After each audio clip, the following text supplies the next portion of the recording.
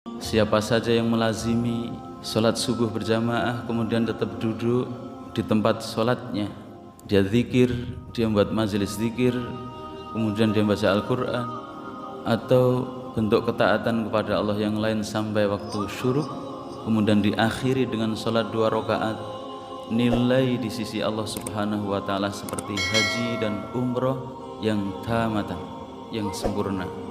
Begitulah hasungan Rasulullah sallallahu alaihi wasallam pada umatnya bahwa inna barakata ummati fil bukrah, barokahnya umatku itu ketika waktu pagi. Karena seluruh urusan Al-Qur'an yang dikabarkan Al-Qur'an, bicara urusan iman, bicara urusan akhirat, semuanya adalah besar. Semua urusan yang disampaikan Al-Qur'an, karena ini kalam Allah, cakna Allah, jadi urusannya jadi besar. Jadi kita ini bicara urusan besar, kita bicara perkara besar, karena bicara iman, bicara akhirat, kemudian landasannya Al-Quran. Kualitas obrolan seseorang itu bisa diukur cocok tidak dengan Al-Quran, sesuai tidak dengan Al-Quran, pijakannya dengan Al-Quran adapun hadis atau tidak.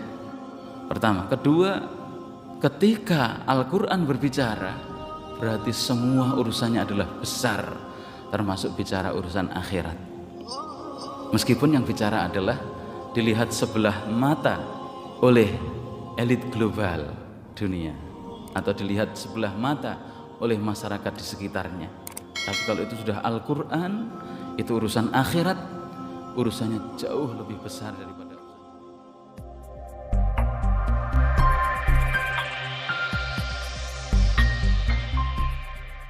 taqabbal minna salihah a'malina.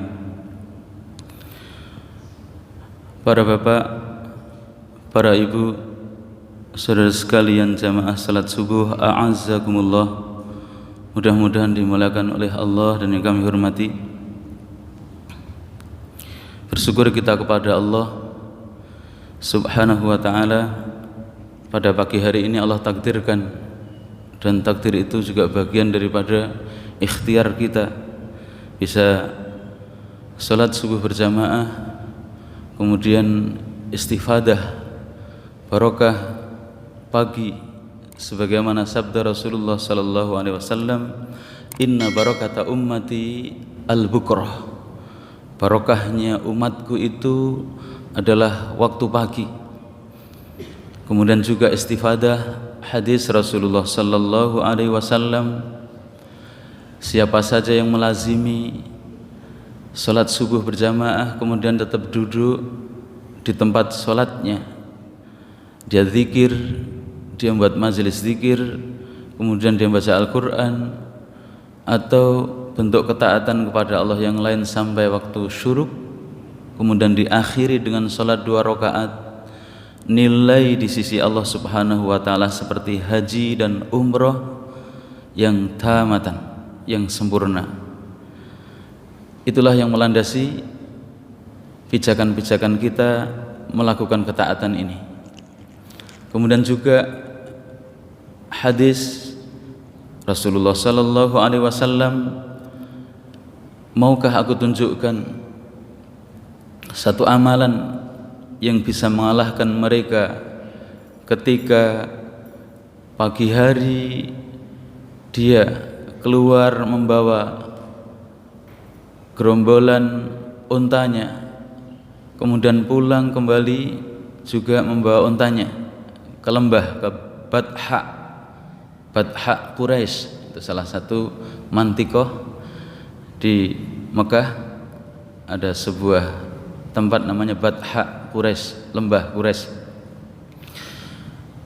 Kamu lebih utama daripada mereka pulang membawa 1 unta, membawa 2 unta, membawa 3 unta, yaitu ketika kamu pagi hari di masjid kemudian menadaburi 1, 2 atau 3 ayat Al-Quran, kemudian kamu pahami, kamu kunyah-kunyah, kamu resapi, kamu hayati, kemudian mana yang dibawa kepada akal di otak, mana yang dibawa kepada akal di hati, segera dilaksanakan, nilainya jauh lebih tinggi daripada mereka yang pulang membawa 1 untanya yang dikembalakan, 2 untanya yang dikembalakan, atau 3 untanya.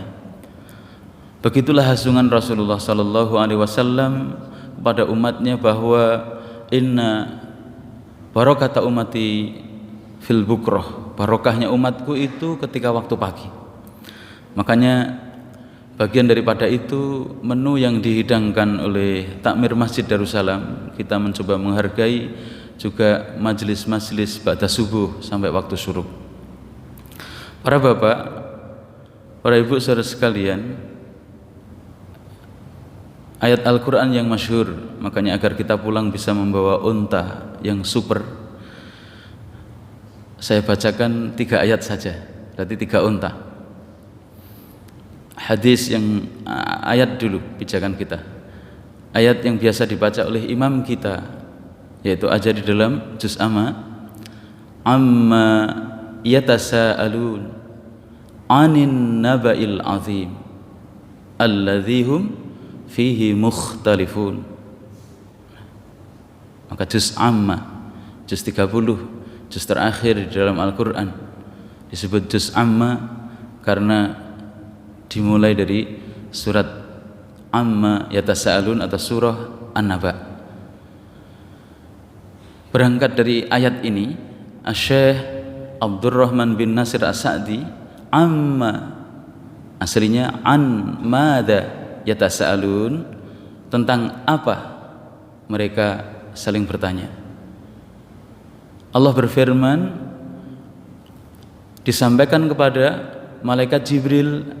Malaikat Jibril menyampaikan kepada Rasulullah sallallahu alaihi wasallam, nazzala bihi ruhul amin ala qalbika li antakuna minal munzirin. Dibacakan, kemudian didengarkan oleh Rasulullah, kemudian diresapi di dalam hati. Itulah yang dibahasakan, disampaikan oleh Rasulullah kepada sahabatnya. Hadza kalamullah, ini firman Allah. Amma an madza yatasaalun, tentang apa mereka orang-orang Quraisy itu saling bertanya, saling menanya-nanya. Ada hiruk pikuk, ada kasak kusuk di tengah-tengah kehidupan orang kafir Quraisy saat itu. Allah sampaikan anin naba'il azim, tentang berita yang besar, tentang perkara yang besar. Nah, di situ Syekh As-Sa'di, Syekh Abdurrahman bin Nasir As-Sa'di, gurunya Syekh Utsaimin, itu tentang Al-Quran alladzi hum fihi mukhtalifun, yang mereka saling bersilang pendapat, saling pecah hati, yang saling berbeda pikiran, ternyata dalam merespon urusan yang besar. Jadi di situ tentang Al-Quran, karena di dalam Al-Quran disampaikan tentang adanya hari kiamat. Nah gitu. Nah, di situ diambil istifadah, ada faedah ayat anin naba'il azim, itu berarti kualitas obrolan kita, kualitas bincang-bincang kita itu terkait bobot dan tidaknya obrolan omongan kita itu terkait dengan Al-Quran. Karena seluruh urusan Al-Quran yang dikabarkan Al-Quran, bicara urusan iman, bicara urusan akhirat, semuanya adalah besar. Semua urusan yang disampaikan Al-Quran, karena ini kalam Allah, cakna Allah, jadi urusannya jadi besar. Nah, begitulah perkataan beliau yang kita menyentuh. Jadi kita ini bicara urusan besar, kita bicara perkara besar, karena bicara iman, bicara akhirat, kemudian landasannya Al-Quran. Nah begitu. Nah berangkat dari situ, berarti kita memahami nanti kualitas obrolan seseorang itu bisa diukur cocok tidak dengan Al-Quran, sesuai tidak dengan Al-Quran, pijakannya dengan Al-Quran adapun hadis atau tidak.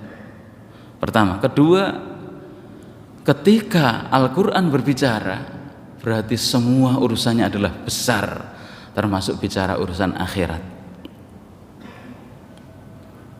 Meskipun yang bicara adalah dilihat sebelah mata oleh elit global dunia atau dilihat sebelah mata oleh masyarakat di sekitarnya. Tapi kalau itu sudah Al-Quran, itu urusan akhirat, urusannya jauh lebih besar daripada urusan pernik-pernik dunia. Berangkat dari 3 ayat itu, kami hubungkan pada majelis kami yang pertama setelah Ramadan, bahkan sudah lewat Syawal, ini di bulan Dzulqa'dah, agar kita bisa melihat realita nanti dan diselamatkan oleh Allah dengan hadis ini, diberkahi oleh Allah waktu-waktu kita. Kemudian dengan hadis itu kita bisa berbuat sesuai dengan realita di mana kita berada. Apakah hadis itu? Hadis ini bisa dirujuk di dalam Sahih An-Nasa'i, ayatnya di atas 1900-an berapa? 1952 nomor hadisnya. Kemudian Syekh Nasruddin Al-Albani juga mensahihkan hadis ini. Hadisnya panjang. Nanti poin-poin potongan dan poin hadis itu yang kita tadaburi, kita hayati ini. Karena ini berarti urusan besar nanti. Juga urusannya perkara besar karena urusan akhirat, urusan iman. Ceritanya begini, Aukama qala Rasulullah sallallahu alaihi wasallam fima yarwihi An-Nasa'i, sebagian diriwayatkan, direkod, diabadikan di dalam Sahih An-Nasa'i, anna rajulan minal a'rabi jaa ilan nabi sallallahu alaihi wasallam fa'amana, kemudian dia beriman.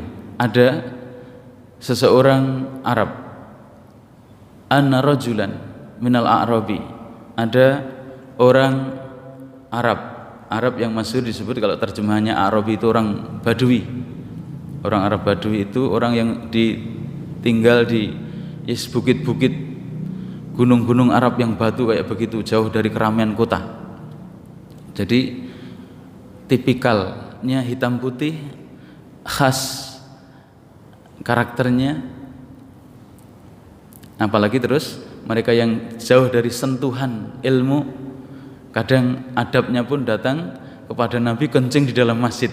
Itu kan juga A'rabiyun, orang Arab Badui. Nah, dalam hadis Imam Nasa'i ini, ana rajulan minal a'rabi ja'a ilan nabi sallallahu alaihi wasallam. Orang Arab Badui datang menghadap Nabi sallallahu alaihi wasallam.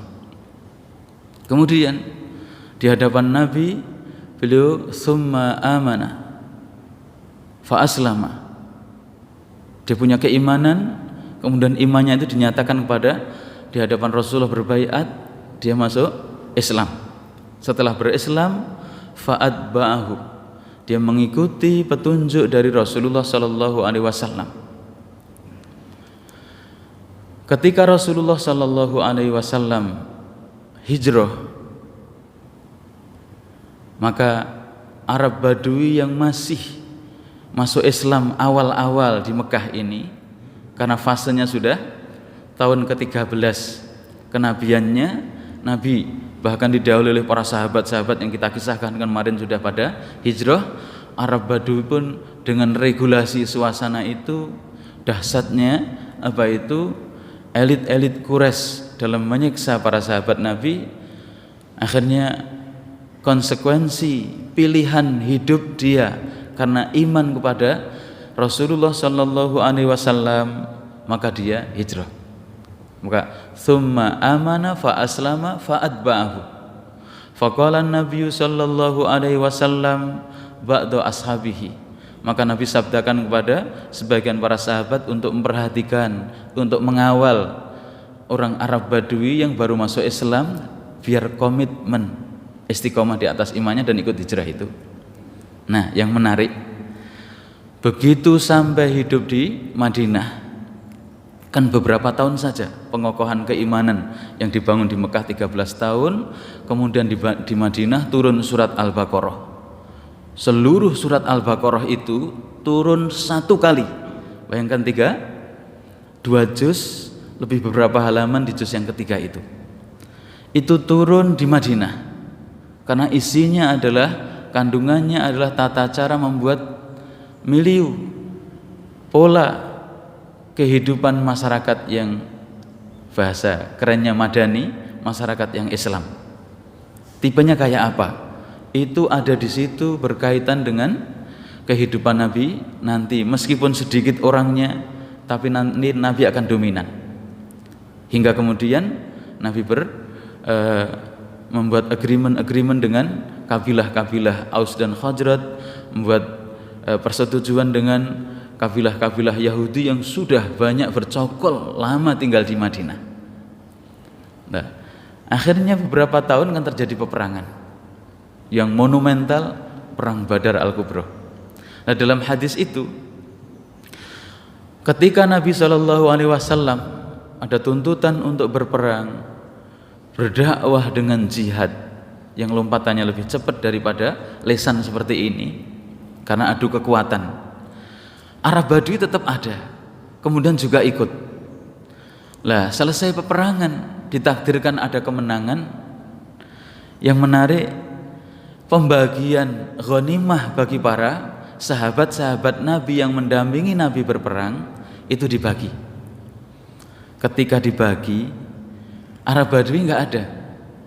Akhirnya dititipkan, ini jatah bagian saham haknya tadi A'rabiyun yang baru Islam di Mekah, kemudian resiko konsekuensi awal Islam, suasananya pada hijrah ke Madinah, beliau ikut hijrah, kemudian di Madinah pun bersama Nabi, ketika ada jihad dia ikut jihad, dapat ghanimah.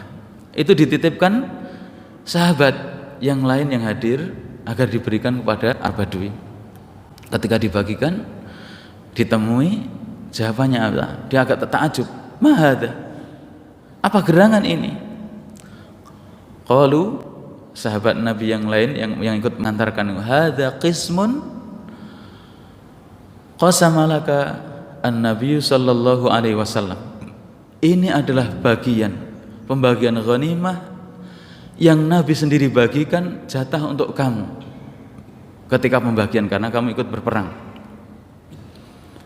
Akhirnya dia agak terbelalak, fa akhadahu wa hamilahu wa ata ila Nabi sallallahu alaihi wasallam. Akhirnya dia konfirmasi, dibawa barang itu, kemudian mendatangi Nabi sallallahu alaihi wasallam. Faqala, ya Rasulullah, ma hadza? Wahai Nabi, apa ini maksudnya? Hadza qismun qasamtu laka. Ini adalah jatah bagian kamu karena kamu ikut berperang, kemudian kita ditakdirkan menang. Dan di antara salah satu mumayyizat, keistimewaan yang diberikan kepada para nabi sebelum Rasulullah sallallahu alaihi wasallam, yaitu halalnya wa ahlaltul ghanaim wa khulliyat ilayyal ghanaim, dihalalkan bagiku dan umatku ghanimah, harta rampasan perang, itu halal. Akhirnya Arab Badui agak terbelalak, ma ala hada ittaba'tuka ya Rasulullah. Wahai Nabi, bukan landasan ini aku ikut berperang keluar dari rumah bersama engkau, wahai Nabi. Nabi dengan tenang, Nabi dengan kewibawaan dan bijaksananya seorang guru dan pemimpin. Lah, maksud kamu apa? Kalau kamu ikut berperang, ma'ala hadza ittaba'tuka ya Rasulullah, bukan karena ini niatan aku untuk ikut berperang melawan orang kafir.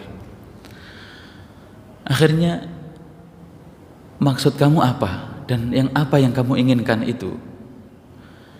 Dijawab oleh Arab Badui, aku ingin dalam peperangan itu, wahai Rasulullah, ketika peperangan menancap, terlemparkan anak panah lepas dari busurnya yang kencang itu, kemudian menembus apa itu halaqati, itu halaqah tenggorokanku, rahangku. Dengan itu aku tersungkur, dan dengan itu Allah masukkan aku surga. Aku ingin dalam peperangan itu ada anak panah dari musuh Allah, musuh Rasulullah dan musuh umat Islam ini menembus rahangku, tenggorokanku yang atas, yang dengan itu aku mati, dengan itu Allah masukkan surga. Akhirnya inilah yang kita tadaburi, sabda Nabi memberikan komentar Arab Badui tadi. Faqala, akhirnya Nabi SAW qala intasduqillah yastuka. Kalau kamu jujur, apa yang kamu niatkan itu dari nurani hati kamu karena Allah yasduka, Allah akan membantu mewujudkan apa yang kamu impikan. Intasduqillah yasduka. Akhirnya dalam hadis tadi dikisahkan pada event peperangan berikutnya Arab Badui ditakdirkan juga ikut dalam peperangan. Kemudian dalam peperangan itu sahabat-sahabat Nabi yang berguguran satu persatu dilihat oleh Nabi, dikumpulkan, termasuk dibawalah Arab Badui ini ternyata dalam keadaan beliau tersungkur saqata alal ardi mayitan di hadapan kepada Nabi. Nabi bersabda, qala huwa, apakah ini Arab Badui yang sekian bulan kemarin berkata di hadapanku demikian? Qalu bala ya Rasulullah, benar wahai Rasulullah, ini Arab Badui persis apa yang dia inginkan. Anak panah telah menembus leher dia, tenggorokan dia. Dia tersungkur dalam keadaan anak panah telah menancap di tenggorokannya. Akhirnya Nabi SAW ikut mensolatkan Arab Badui ini. Kemudian fadhahara salatihi, di akhir dari solatnya para sahabat mendengar doa Nabi, Allahumma hadza rajulun qad amantu bika fa kharaja fi sabilika wa qatala hatta qutila wa ana syahidun ala dzalika. Gitu. Ini doa Nabi di akhir, setelah sholat jenazah tadi. Ya Allah, Allahumma, ya Allah, ini adalah rajulun, ini adalah seseorang Arab Badui yang telah amantu, telah beriman kepadaku. Fa kharaja fi sabilika, dia ikut hijrah bersamaku karena engkau, membela agama engkau. Kemudian dia keluar berperang. Fa kharaja fa qatala hatta qutila, dia juga membunuh dan akhirnya terbunuh dalam peperangan ini. Wa ana syahidun ala dzalika, aku menjadi saksi dia ya Allah ketika di persidangan engkau nanti pada hari kiamat. Begitu. Akhirnya dalam hadis itu para sahabat terbelalak. Wa ana syahidun ala dzalika, aku jadi saksi dia ketika persidangan di hadapan engkau pada hari kebangkitan nanti ya Allah. Nah, dari hadis ini ada 3 faedah. Yang pertama, para pecinta dunia itu mesti mencanangkan impian, keinginan dan cita-citanya tidak lepas kecualinya urusan pernik-pernik rendahan dunia. 1. Para pecinta dunia itu punya obsesi, keinginan, impiannya tidak lepas kecuali juga hanya sebatas pernik-pernik rendahan dunia. 2. Bagi pecinta akhirat, abnaul akhirah, generasi dan anak akhirat, tidaklah mereka punya impian, keinginan, mencanangkan di pintu langit, di langit yang ke-7, kecuali juga impian-impian akhiratnya dicanangkan di hadapan Allah Subhanahu wa ta'ala di pintu langit. Pecinta akhirat, anaknya akhirat, pasti juga punya impian-impian yang tinggi digantungkan di arsy di hadapan Allah Subhanahu wa ta'ala, meski secara kasat mata itu tidak mungkin digapai. Maksud kami, Arab Badui yang baru masuk Islam, kemudian resikonya ketika awal Islam, pilihan hidup dia jatuhkan keimanannya, hijrah, dia hijrah. Dia tidak mencanangkan keinginannya adalah pengen hijrahnya mendapatkan istri yang cantik. Ketika hijrahnya dia tidak mendapatkan simbol keduniaan. Ketika berperang tidak ambisi dan rakus di balik itu, pamrih-pamrih interest untuk mengumpulkan dunia, tidak. tapi impiannya akhirat. Ya Rasulullah, aku itu ingin loh kalau ikut berperang engkau itu dilepaskan panah dari busur oleh musuh, panah itu menembus tenggorokanku, leher yang paling atas ini di halakot itu, tenggorokanku yang paling atas. Dengan itu Allah cabut nyawaku, kemudian aku berharap masuk surga. Arab Badui impiannya adalah akhirat, surga. Pecinta akhirat impiannya juga akhirat, kesuksesan akhiratnya. Itu hikmahnya. Faedah nomor 3, tidaklah para pecinta dunia, tidaklah para pecinta akhirat, orang-orang yang cinta akhirat, yang punya impian dan cita-cita akhirat itu terwujud dan terrealisasi, kecuali pasti juga atas kehendak Allah Subhanahu wa taala yang merealisasikan. Itulah Ahlussunnah wal Jamaah, wa ma tasyauna illa an yasha Allah. Tidaklah kamu punya keinginan kecuali keinginan terwujud atas kehendak Allah Subhanahu wa taala. Wallahu khalaqakum wa ma ta'malun. Allah lah yang menciptakan, Allah lah yang mentakdirkan apa yang kamu lakukan dan apa yang kamu inginkan dan apa yang kamu perbuat. Maka pecinta akhirat, orang yang bercita-cita akhirat, tidaklah terwujud kecuali atas kehendak Allah Subhanahu wa taala. Dari situ, ini tadi hadis intas tukillah, kalau kamu itu jujur benar kepada Allah, pasti Allah itu akan merealisasikan apa yang kamu inginkan. Itulah jawaban, maksud kami kalau kita hubungkan dengan kehidupan kita, jawaban hadis ini kalau kita renung-renung jenengan ya. Kadang kita merenung, orang dalam batas tertentu dia rumahnya lebih jauh, umurnya lebih sepuh, kesibukannya mungkin lebih banyak yang diayahi urusannya dengan seseorang dengan kita, tapi dia tetap istiqomah. Lebih dahulu di saf yang pertama azan itu pastilah dia sudah ada di masjid. Apalagi kalau kita melihat googling, ada orang yang kakinya pincang, dia senantiasa pasti azan itu sudah ada di masjid. Sementara yang tegap, sempurna, dekat dengan masjid, lantunan azan itu loh keras sekali. Andaikan dia kedodoran tidur, berapa banyak mereka tahu masjid kecuali hanya Jumat. Ini jawaban. Inilah hadis ini jawaban bagi kita kalau kita melihat secara kasat mata fisik seseorang itu, ekonomi seseorang itu tidak ada kemampuan, tapi kenapa dia mampu membeli tiket? Dia sudah berangkat umroh berkali-kali, bahkan haji sudah sekian tahun belum ada regulasi, nunggu sekian puluhan tahun seperti ini. Padahal secara kasat mata dia tidak ada kuasa, kantongnya, ekonominya tidak kelihatan dia orang mampu, tapi ditakdirkan oleh Allah mendahului panggilan Allah itu daripada mereka yang secara simbol dunia lebih kaya.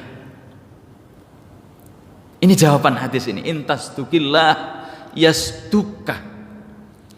Ada kisah yang disampaikan oleh muhadarah di dalam Masjid Nabawi, orang yang sudah sepuh sudah, umurnya di atas 60 tahun, wajahnya keriput, rambutnya beruban sudah penuh di kepala. Ketika hadir di halakohnya anak-anak muda, bahkan di bawah lam yablug, ada yang sebelum balik, halakoh tahfidzul Quran, dikira oleh muhafidnya para syekh yang mengampu urusan program hafalan Quran di lantai 2 Masjid Nabawi itu. Wah syekh, pahamannya dikira hanya ikut empati mendengarkan halakoh anak-anak yang setor hafalan begitu lancarnya, terus pergi. Tapi tidak, dia hadir terus. Akhirnya disapa oleh syekhnya, madza bika ya akhi, apa yang kau inginkan? Wahai syekh, aku ingin menuntaskan hafalan Al-Quran. Aku tidak ingin mati, badanku tertimbun tanah, kecuali Al-Quran itu sudah ada di dalam hatiku. Akhirnya muhadarah Syekh itu tidak sampai 4 tahun, tidak sampai umur 65 tahun, tidak sampai 4 tahun dia ikut halaqah itu, dia tuntas zuhra qalbin, setor hafalan di Syekh, kemudian juga ujian 1 kali duduk 30 juz. Allahu Akbar, di atas 60 tahun. Itulah jawaban. Kadang kita melihat orang yang buta tapi 30 juz seperti hafalnya surat Al-Fatihah. Itulah jawaban hadis ini tadi. Ketika kita melihat secara kasat mata sisi ekonominya dia sangat kurang dan pas-pasan, tapi mampu dia mengeluarkan untuk closing dalam sebuah proyek-proyek amal sosial atau pekerjaan-pekerjaan, itu urusan kesosialan dan keakhiratan. Sementara yang kaya, dia tidak mampu closing mengambil paket dan tiket urusan itu. Dan itulah jawaban juga kalau saat-saat ini sering diumumkan oleh takmir kita setelah sholat Jumat misalkan. Rokoknya Marlboro, gudang garam Surya, setiap hari tidak cukup 1 pak. Harganya sudah berapa itu? Di Samsu sudah 1 pak. Harganya berapa itu? Dikalikan 30, dikalikan 1 pekan berapa, dikalikan 1 bulan berapa. Tapi tidak pernah dia itu korban meskipun hanya 1 kambing. Tidak pernah korban meskipun patungan. 1 sapi diangkat 7 orang itu tidak pernah. Sementara mereka yang tukang beca, sementara pekerjaannya kasat matanya, uang itu adalah uang pragmatis. Uang dapat hari itu ya untuk kebutuhan istri dan anak-anak hari itu pula. Tapi dia mesti korban walaupun 1 kambing, walaupun patungan bersama kaum muslimin yang lain, diangkat bareng-bareng 1 sapi itu 7 orang. Kita lihat itu. Mereka ya secara simbol dunianya, rumahnya sudah bukan ngontrak, kendaraannya tidak cukup, itu sudah mobil sudah ada, belum ditakdirkan berangkat haji. Sementara yang ngontrak tidak pernah punya rumah secara pribadi definitif. Allahu Akbar. Kekuatan melepas ketika event musim-musim bulan-bulan seperti ini, sudah pikiran dia kurban itu jadi program utamanya. Dia sudah haji, sudah umroh sekian kali. Inilah jawaban intastukillah. Kalau kamu itu jujur benar dengan apa yang kamu inginkan, pasti akan Allah kabulkan. Nah inilah kadang kami juga merenung. Ada yang kalau kita punya teman-teman ya kadang masa-masa sudah umur 50-an tahun, ya hanya lulusan lokal lah, lulusan umur selevel SMA, cuma silabus kurikulumnya level kalau zaman dahulu SPG atau Kuliatul Muallimin, selevel aliyah. Tapi hari ini dia berkarya